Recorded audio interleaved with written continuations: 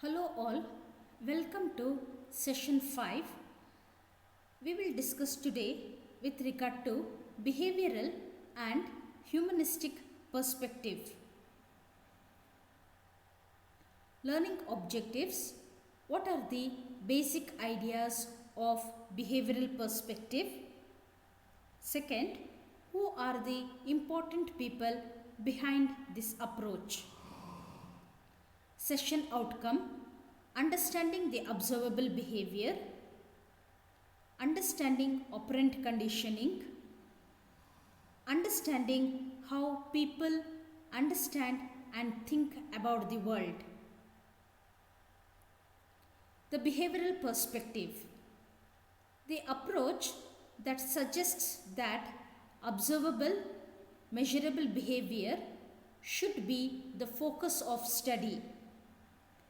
The observable behavior can be measured objectively. J.B. Watson was the first major American psychologist to propose a behavioral approach. Watson is of the opinion that one could gain a complete understanding of behavior by studying and modifying the environment in which people operate. Watson believed that it was possible to elicit any desired type of behavior by controlling a person's environment. B.F. Skinner pioneered in this field. Skinner developed a theory called operant conditioning to explain how voluntary behavior is learned. According to his theory, behavioral responses that are followed by pleasurable consequences are strengthened or reinforced. For example, a child who cries and is rewarded by getting his mother's attention will cry again in the future. Next, we will discuss about humanistic perspective. The learning objectives include the founders of humanistic perspective, the view of humanistic perspective, the humanistic therapy. Session outcome: the importance of humanistic perspective, understanding the need for humanistic perspective in today's life.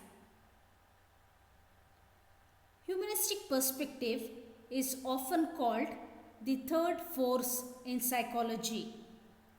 The humanistic perspective focuses on people's ability to direct their own lives. Humanists held the view that people have free will, the freedom to choose their own destiny and strive for self-actualization, the achievement of one's potential.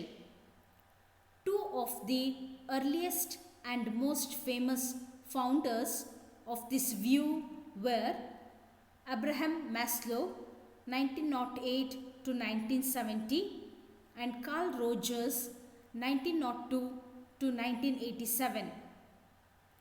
Today, humanism exists as a form of psychotherapy aimed at self-understanding and self-improvement.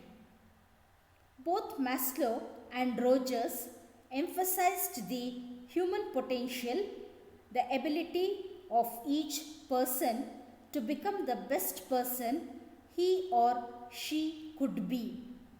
They believed that studying animals in laboratories or people with nervous disorders could not lead to a better understanding of this human potential for self-actualization, as Maslow termed it, achieving one's full potential or actual self.